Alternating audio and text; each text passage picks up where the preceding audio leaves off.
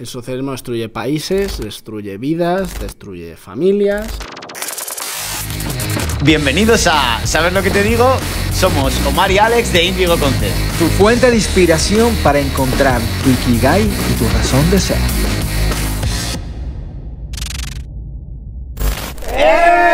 ¡Otra vez de nuevo! ¿Qué dice? Mira, vamos con el tema de hoy.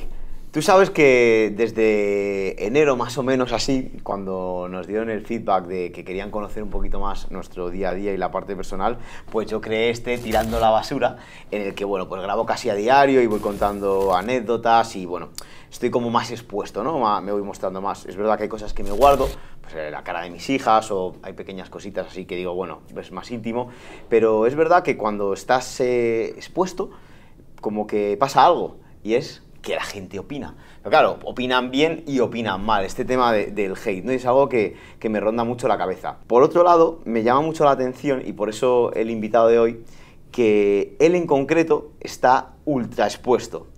Lo que combinado con el día que le conocimos, y hablo en plural porque al final tú también estabas, pues claro, estamos en ese evento lleno de gente que sueles ver en la tele y tal, ahí como, joder, madre mía, y de repente sale este chaval tan jovencito, y bueno, tú también que eres profesor de uni, que sabes que les cuesta a algunos, o en general, sí, no es algo que cuesta comunicar, con esas tablas y esa manera de hablar, y luego le bicheo y veo que está expuestísimo también, y digo, joder, este es un ejemplo brutal de, coño, ¿por qué lo hace, no? Entonces entendimos un poco que había detrás ese propósito. Y yo creo que es un invitado que va a aportar mucho valor. Quiero agregar lo que estás hablando, que es la parte de los estereotipos. Que normalmente uno hace prejuicios sobre las personas. Y te voy a decir la verdad. Sí. Cuando yo entré en ese evento, primero que no sabía de qué iba, sino que iba a apoyar a Alba, la concejala. Y cuando vi a nuestro invitado, dije, ¿y este tío de dónde salió? porque era jovencito y tal.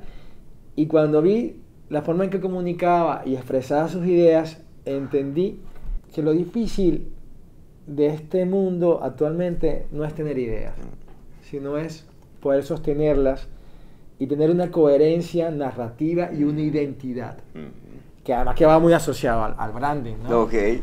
Y este invitado de hoy, aunque no sé si lo tiene muy claro, es y será un símbolo de lo que es la política para las nuevas generaciones. Entonces estoy muy contento de tener a nuestro invitado, que es un chico joven, pero con mucha determinación y mucho detalle. Ok, bueno, somos Alex y Omar de Índigo Concept, os dejamos las redes por aquí, y este es el último episodio de la segunda temporada de ¿Sabes lo que te digo? Así que vamos con ello.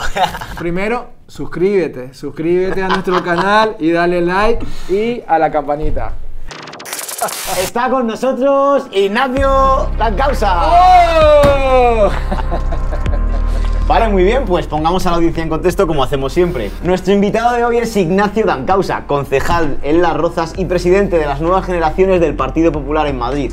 Pero bueno, más allá de los cargos, Ignacio representa algo bastante poco común, que es alguien que con apenas 23 años se ha lanzado lleno de vocación a una profesión que requiere sobre todo mucha piel dura, ¿no? Es una profesión que unir llorado de casa, o sea que sí, piel dura. Así que nada, un placer, muchas gracias por bienvenido, Ignacio. Bueno, hoy es un día especial porque tenerte aquí para nosotros significa es una conexión con los jóvenes. Y yo que estoy un poquito mayor que los dos. Con los jóvenes, mamá. Lo has dicho en tercera persona. No, porque a veces siento que, o sea, por lo menos en mi tierra, nosotros nos graduamos muy jóvenes, nos graduamos a los 23, hacemos máster y demás, y aquí siento como que van un poco más lentos, quizás porque disfrutan más al país, disfrutan más a sus padres, disfrutan de todo en general, y cuando te veo a ti, sí, realmente es una inspiración y eso es lo que quisiéramos transmitir hoy. Bueno, hay muchas cuestiones que yo creo que son generacionales, incluso un poco lo que estás contando, a lo mejor era la realidad en España hace 20 o 30 años, pero ha cambiado todo muy rápido y la gente afronta su futuro laboral, profesional, de desarrollo, de tal, ya no solo en otros ritmos, sino de otra forma distinta. O sea que nada, de eso y más cosas podemos hablar ahora. Sin embargo, no te quites valor porque dentro de los jóvenes, creo que lo que has logrado con 23 años es muy relevante. Y no por el tema político, sino que ya nos tenemos conociendo como unos 2 años. Sí. Y sé que tienes un temple, una disciplina, baja la calidad, o sea, eres muy detallista. Con algunas cosas, sí. Y en general creo que no vendes humo, o sea, creo no, lo certifico, que no vendes humo. No, es muy importante eso de no vender humo. Y mira, uno de los primeros eventos en los que nos conocimos era un evento de emprendimiento que hicimos aquí en Las Rozas. Y salí muy contento, con Alba también salimos muy contentos porque dijimos, joder, es el primer evento de emprendimiento al que voy en el que no se vende humo. O sea, que todo lo que se ha dicho ha sido útil, práctico. Muy práctico, muy directo, o sea, me encantó porque muchas veces los eventos de emprendimiento y los discursos son... lucha por tus sueños, trabaja duro. Un poco Mr. Wonderful. Eso está muy bien, pero esto era una cosa muy, muy al pie, tío, de cómo conseguir financiación, cómo conseguir los primeros clientes, cómo tal. O sea, me encantó porque no se vendió nada de humo. Joder, así que me alegra que digas eso. Eso es maravilloso. Bueno, que aquí vamos al pastel del tirón, pero a ver, realmente no hemos hecho la primera pregunta. Yo os he contado cuando hemos hecho la introducción un poco cómo le conocí yo y qué me llamó la atención, ¿no? Pero bueno, yendo un poquito más a esa parte que queremos sacar hoy, nosotros hemos estado viendo tu ecosistema digital, tus redes y demás, y queremos que saques hoy quién es ese Ignacio, tan causa o no, ese Ignacio más allá de lo político, ¿no? Sabemos que tenéis un discurso que al final pues es un poco vuestra profesión, pero queremos hablar de vocación, ¿no? ¿Quién hay detrás? ¿Cuáles son tus sueños? ¿Qué te gusta? Quiero que nos cuentes esa parte un poco más personal. ¿Cómo eres como ser humano? Eso es. Realmente... Que lo político ya me habréis visto ahí 50.000 veces. Claro. Mira, te voy a contar una anécdota. La primera, como es que lo acabas de decir, yo la primera vez que te vi dije, este es un gran Cayetano. Hostia, ahora llevo unos pelos, tío. Pero después con el tiempo entendí que no lo eras tanto, que no lo eras, ¿no? Mi peluquero me ha dejado muy largo aquí arriba.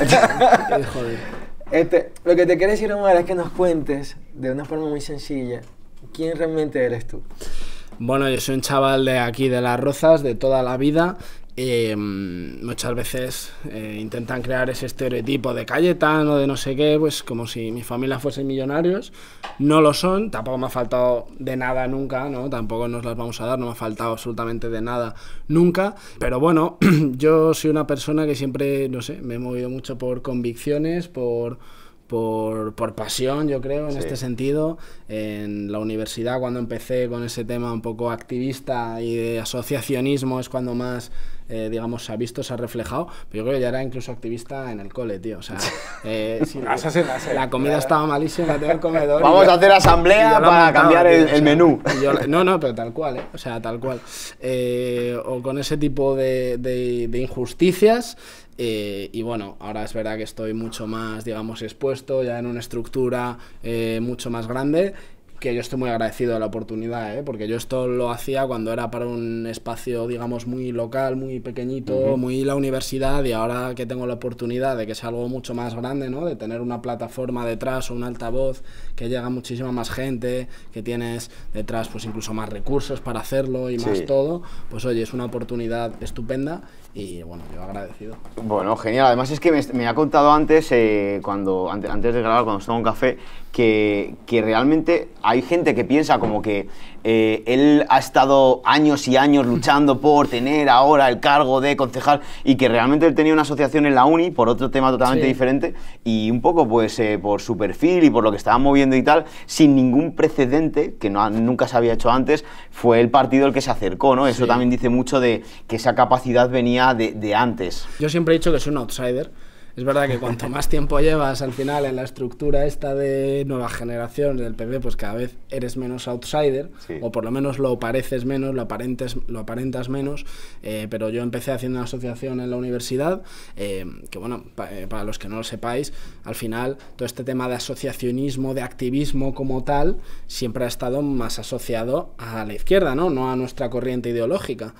Y cuando yo llegué, es que no había ningún activismo, ningún asociacionismo, ni nada, digamos, un poco afín. Es decir, que si tú querías hacer activismo, o te creabas tú una plataforma, tampoco tenías nada a lo que adherirte o a lo que unirte. Así que lo que hicimos fue crearlo en la Facultad de Políticas de la Complutense. En poquito tiempo pues tuvimos bastante apoyo, tuvimos bastante impacto, empezamos a tener gente detrás. Yo nunca he pedido nada, yo creo que eso es una cosa, o sea, yo nunca he pedido nada, ni pedí lo de nuevas generaciones, sino que fue más que yo encantado, que me dieron esa oportunidad. Tampoco pedí como tal lo de ser concejal, yo también muy agradecido con la oportunidad, pero no lo pedí. Yo creo que lo que hay que hacer es aportar valor. Tú donde estés tienes que aportar valor, y luego una oportunidad, un ascenso o una posición en la que te gustaría estar, más o menos debería llegar si tú aportas valor. Pero lo que hay mucha gente que está por estar, ley del mínimo esfuerzo, ley de no moverse en la foto para no quemarse, para no liarla, y yo creo que es importante aportar valor donde estés, y luego las oportunidades tienen que llegar solas, o deberían llegar solas. No siempre ocurre, que esto, yo llevo poquito tiempo y justo se me han dado de 2 o 3 oportunidades, no le ocurre tampoco a todo el mundo, yo también he tenido esa suerte, no tengo ningún problema en decirlo, pero yo sí que creo que mucha gente debería centrarse mucho más en aportar valor y no tanto en yo y en yo quiero estar aquí, a mí me tienes que poner yoísmo. Aquí. Yo te quiero hacer una pregunta, Ignacio, ¿por qué de derecha y no de izquierda? Joder, qué pregunta. Hombre, pues al final ya no es una cuestión de ideas, que evidentemente es una cuestión de ideas, pero esas ideas yo creo que van asociadas a unos valores.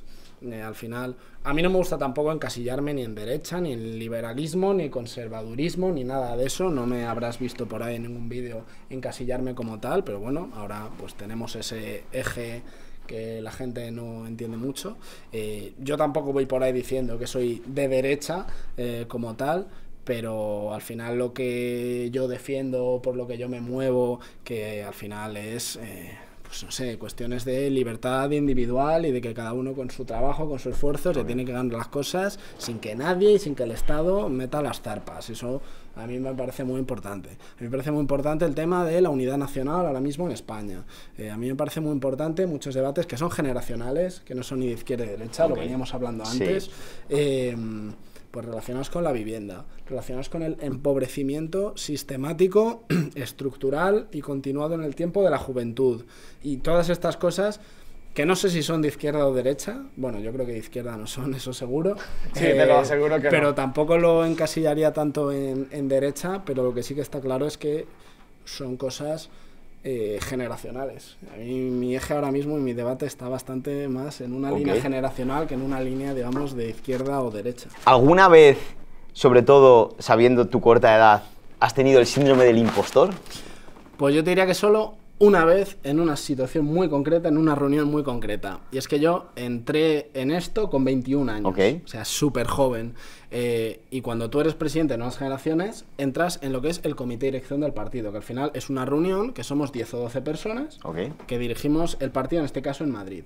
Y claro, yo con 21 años estaba en una mesa, sentado, con Ayuso, con Almeida, y con otros políticos que veis por la tele, ¿no? Muy importantes, muy populares, muy capacitados, ¿no?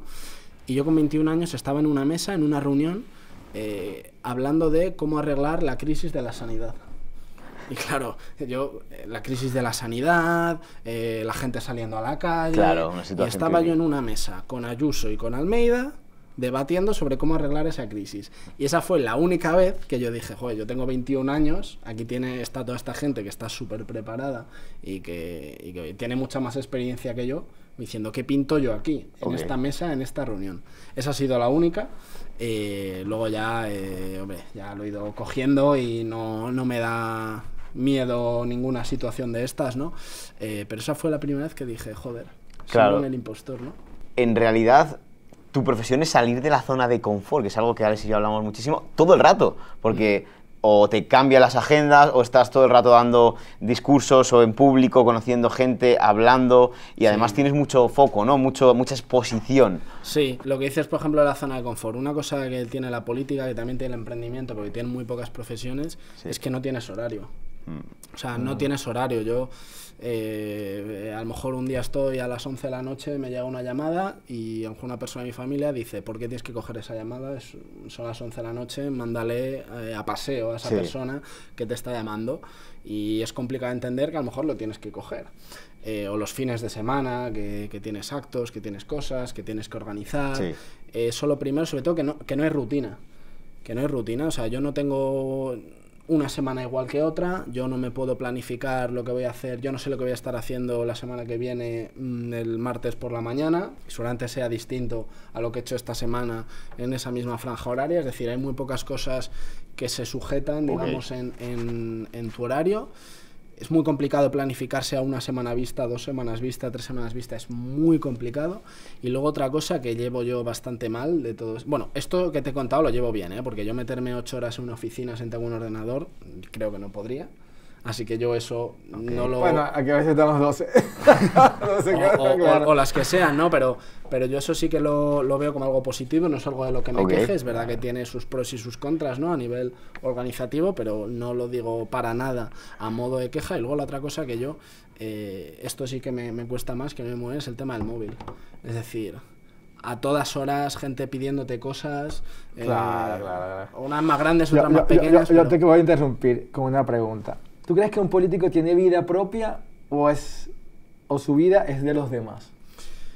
El político tiene que tener vida propia y lo más importante, un político tiene que tener vida social fuera de la política. Y yo tengo muchos compañeros que están en el partido, que trabajan en el partido y solo tienen amigos dentro del partido.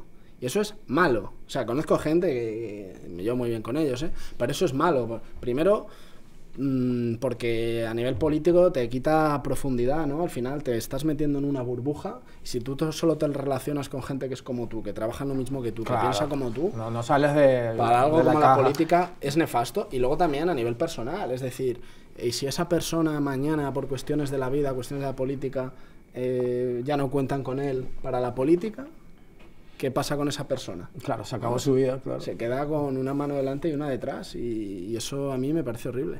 Ignacio, yo tengo una preocupación muy grande porque estoy viviendo en este país que me encanta y lo he seleccionado y ahora es mi patria también.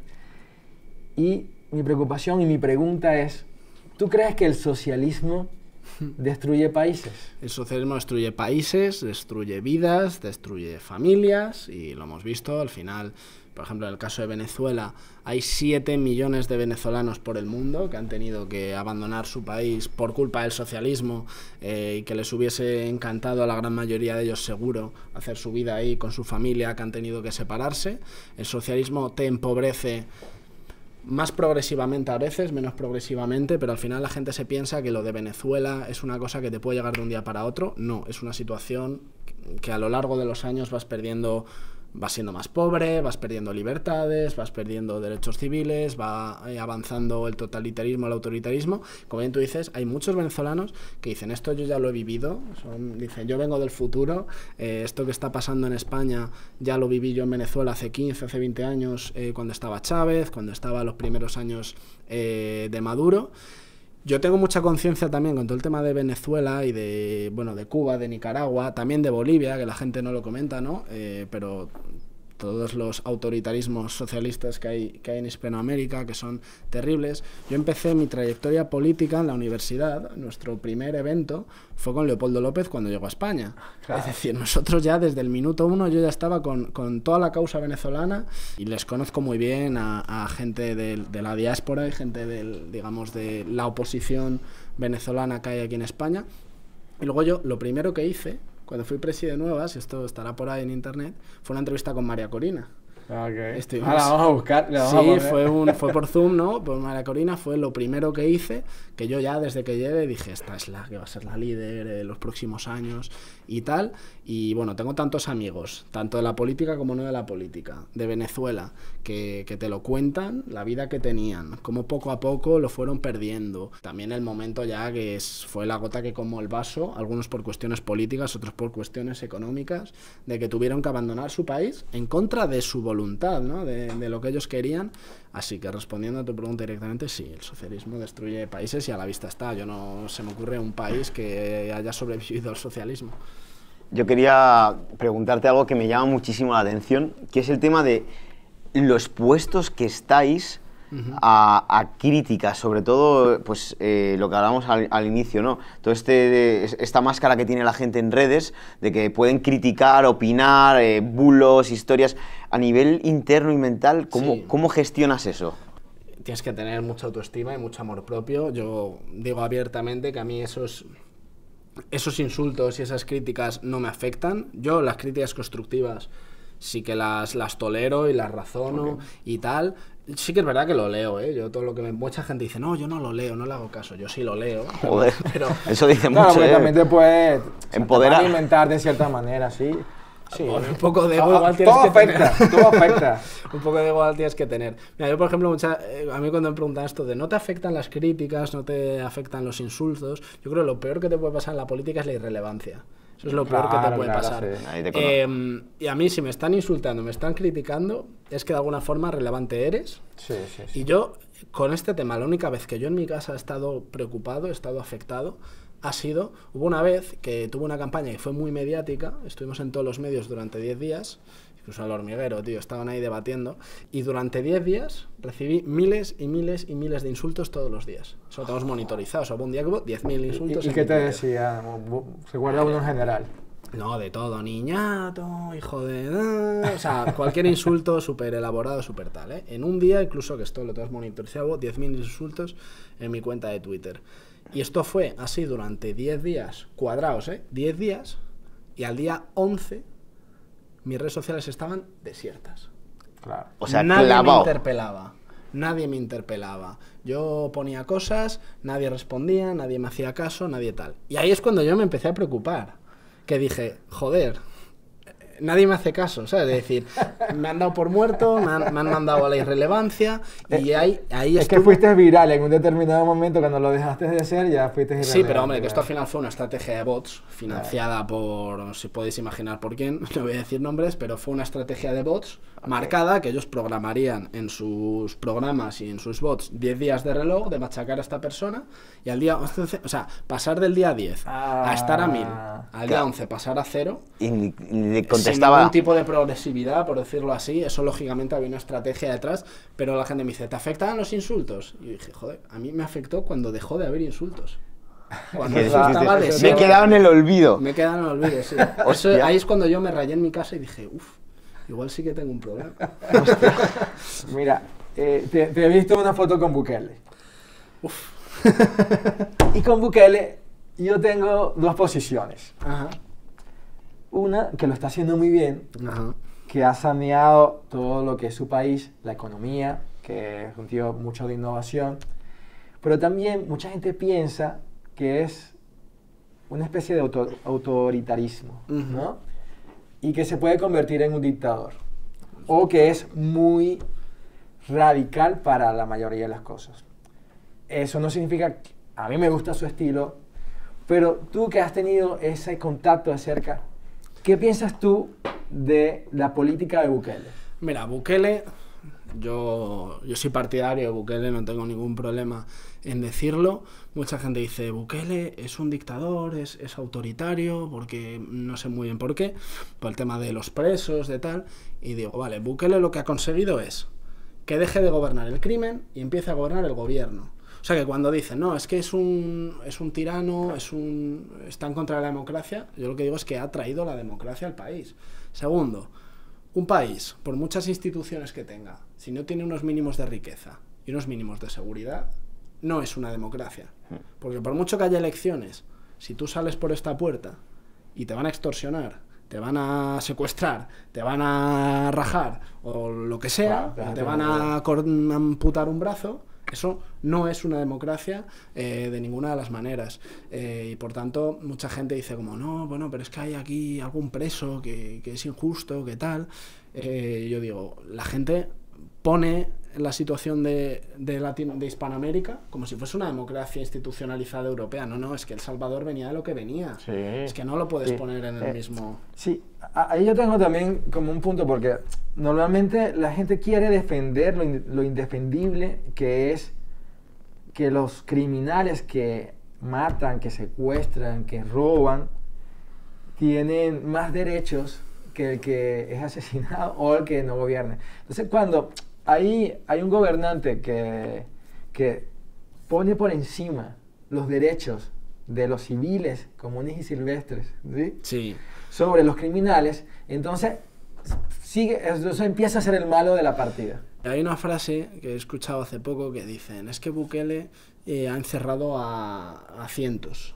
Y yo lo que digo, Bukele no ha encerrado a cientos, ha liberado a millones. Claro. Es decir, tenía millones de ciudadanos, de personas que vivían bajo un estado de terror, que no podían salir a su casa sin que les extorsionasen, sin que les hiciesen pagar, no sé cómo lo llaman, ¿no? Pero las maras, este tipo de bandas, al final lo que hacen es crear una especie de estado paralelo en la que te dicen, te ponen impuestos. Te dicen, oye, o tú me pagas el 20% de lo que ganas, las vacunas, o me pagas el 20% de lo que ganas, o secuestro a tu hija. Y eso la es mato, cierto. ¿sabes? Es decir, ha liberado a millones de personas y cuando se dice, no, es que esto que está haciendo no está bien y tal, digo, es que no viene de ser una democracia europea como tal, aspira a eso. Es que lo que está en la ONU, o que quizás a veces pelean por los derechos humanos, quizás no han estado nunca en esas situaciones. No, total. O sea, no lo entienden. Vale, yo quería saber, en todo esto de los actos públicos que tiene y tal, ¿qué es lo más raro que te ha pasado en un acto público? Bueno, tuve un scratch hace poco, sí. ¿Sí? Sí. Bueno, hace un año justo, una persona entró a decir que mi abuelo era el fundador de la Fundación Francisco Franco, lo cual es mentira. Pero bueno, a mí me encantó que una persona un domingo por la mañana se molestase en acudir a un evento, ¿no? En transportarse a este sitio solo para gritar esas cosas. Eso me pareció maravilloso. Y luego la otra cosa más incómoda que me ocurrió en un acto fue cuando me hice un Rajoy en toda regla, ¿no? De esto que hablas y te empiezas a liar. Y yo quería decir una frase tipo, los jóvenes queremos formar, es un proyecto, en vez de formar, los jóvenes queremos follar. O sea, pasé un acto. El meme, ¿no? Bueno, eso está buenísimo. Normal que no está grabado, pero mira, pero eso no es mentira. No, yo nunca miento. El subconsciente traicionó. Me falló el subconsciente, pero yo dije, me acuerdo que me quedé así como medio segundo medio parado, diciendo, ¿se han dado cuenta? ¿No se han dado cuenta? Y la gente se miraba en plan, está preparado. Y ya la gente estalló, una risa floja toda la sala, que había unas 80 o 100 personas. Bueno, yo creo que eso es parte, ¿no? Lo bueno fue que no me quedaba mucho para acabar, me quedaba un minuto, ¿sabes?, de speech, y dije, vale, después de esto ya nadie me va a tomar en serio. Entonces ya me piro. Y yo ya cogí y dije, pues eso, que nosotros defendemos las políticas de la libertad, de la prosperidad y de la felicidad. Y te quedó culminado. Vale, tú sabes que el objetivo de este podcast es que la gente entienda y explicarlo a través de casos como este, que se puede vivir de lo que te gusta, ¿no? Sí. Entonces, ¿cuál es tu mensaje o lo que quieres aportar como Ignacio y cuál es el feedback, para no hablar todo de hate, ¿no? No, total. Que te da la gente que te sigue, que es cercana, que te quiere. A ver, la gente lo que tiene que hacer es, como bien he dicho, aportar valor. Si tú te quieres dedicar a lo que te gusta, tienes que aportar valor, ya sea desde el punto de vista de la arquitectura, ya sea desde el punto de vista de la política, ya sea desde el punto de vista de la medicina, pero la única forma en la que algo que te gusta te vas a poder dedicar a ello, que al final pues también digamos comer de ello, tienes que aportar valor, porque en cualquier trabajo si no aportas valor seguramente no vas a poder vivir de ello, y muchas veces en vez de estar centrado en eso, en cuestiones así Mr. Wonderful, sí, hay que decir, vale, todo esto lo tengo que transformar hacia aportar valor. Y ese es un poco mi mensaje, que la gente actúe diciendo cómo puedo aportar valor en esta situación, en esta profesión o en este campo. Así. Ignacio, nosotros trabajamos con el Ikigai y lo que dices del propósito o de agregar valor, a veces la gente no lo entiende, porque agregar valor puede ser muchas cosas. Y nosotros lo asociamos, además que aunque es una filosofía japonesa, lo del Ikigai, también, mira, ayer estuve leyendo temas de Porter y demás, y todo viene de la misma elemento, que es la pasión, la habilidad y cómo cambias el mundo, ¿sí? Y cuando tú empiezas a cambiar el mundo, monetizas. Uh-huh. Si tú tienes que estar en este cuadrante, ¿cuál es tu verdadera pasión? Lo que has dicho de cambiar el mundo, o sea, esto es algo muy Mr. Wonderful, ¿no? Es una cosa como muy grande, ¿no? Muy generalizada, pero al final a mí cuando esto dices que te merece la pena es cuando ves que que haces pequeñas transformaciones, como que ves que se ejecutan, que ves que se materializan, y eso al final es lo que te da esa satisfacción, y ese es el mensaje que yo mandaría. Y como bien tú dices, al final se puede hacer desde la política, pero también incluso te diría mucho más desde la empresa. Cambiar el mundo. Al final, una empresa, para que sea sostenible, tú tienes que estar aportando valor a alguien. Tienes que estar aportando un servicio a alguien. En la política, no del mismo modo, porque al final no es productivo, pero también tienes que estar aportando valor, aportando un servicio a alguien de otro modo. A mí, cuando estas cosas más me gustan, pues cuando veo que se transforman en la vida real. Yo qué sé, te lo podría poner dos o tres ejemplos. Sí, vamos a verlo con la parte del emprendimiento, ¿sí? Porque la mayoría que nos ve puede ser de emprendimiento. ¿Cómo tú aportas valor a estas personas que quieren emprender un negocio o tienen una idea de negocio? O sea, ¿cómo es tu gestión para que ellos puedan estar más cerca de conseguir ese sueño? Bueno, yo os he contado que yo empecé con el tema asociacionismo. Al final fue una forma de emprendimiento, no era una empresa como tal, pero sí que era una forma de emprendimiento.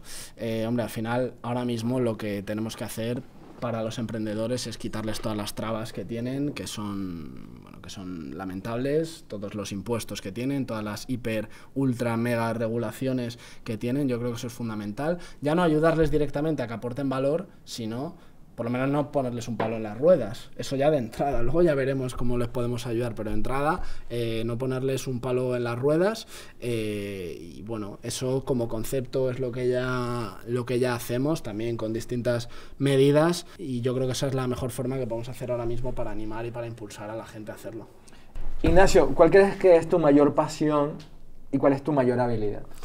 Voy a empezar por la de mi mayor habilidad. Como bien tú dices, yo sí que me siento bastante cómodo en distintos formatos y en distintas cuestiones comunicativas. Yo creo que es muy importante comunicar. Muchas veces el fondo tiene que ser bueno, por supuesto, y puede ser bueno, pero si no lo sabes comunicar, muchas veces estás perdido. Ninguna más importante que la otra, las dos tienen que ir de la mano, pero yo creo que esa es una habilidad. Y luego la pasión, pues tiene que ser lo otro, tiene que ser el fondo, ¿no? Porque está muy bien comunicar, está muy bien hablar muy bien, está muy bien hacerte vídeos estupendos, está muy bien dar discursos cojonudos, pero si no tiene un fondo, si no tiene un propósito detrás, es un discurso vacío y es un discurso que no vale absolutamente nada. Así que en ese sentido, ahora mismo, mi pasión en política, por decirlo de alguna forma, que nuestra generación salga adelante. Como bien he comentado, estamos un poco estancados en muchas cuestiones, estamos viviendo un proceso de empobrecimiento sistemático continuado en el tiempo, y yo creo que no tenemos que resignarnos a que ese pensamiento, esa ideología de decrecentismo avance y nos quedemos estancados. Solo la juventud puede hacer este país grande, solo la juventud lo puede hacer próspero. Yo creo que una persona que ya tiene 70, 80 años no va a estar a hacer las grandes transformaciones que necesitamos, por una cuestión generacional, por una cuestión vital, no lo va a hacer. Así que animo a todos los jóvenes a que desde su aspecto, desde su ámbito, desde lo que les mole, lo hagan. Okay. Sí, yo creo que lo has clavado perfectamente. Sí. Bueno, pues esto ha sido, ¿sabes lo que te digo? Con Ignacio Dancausa. Muchísimas gracias por todo lo que has compartido. Gracias. Otro ejemplo más. Sí. Ya sabéis, seguirnos en todas las redes, os dejamos por aquí también. ¿Dónde te pueden seguir? Porque tú tienes redes de todo tipo. Instagram y TikTok principalmente, también tengo Twitter, pero cada vez me aburre más Twitter. Así que en Instagram soy iDancausa. Vamos por ahí. En TikTok solo Dancausa, que lo pude pillar ahí. O sea que esas dos. Vale, y para cerrar, recuerda que hay más cosas que nos unen que las que nos separan. Gracias, Ignacio, por venir y seguimos en contacto. Chao,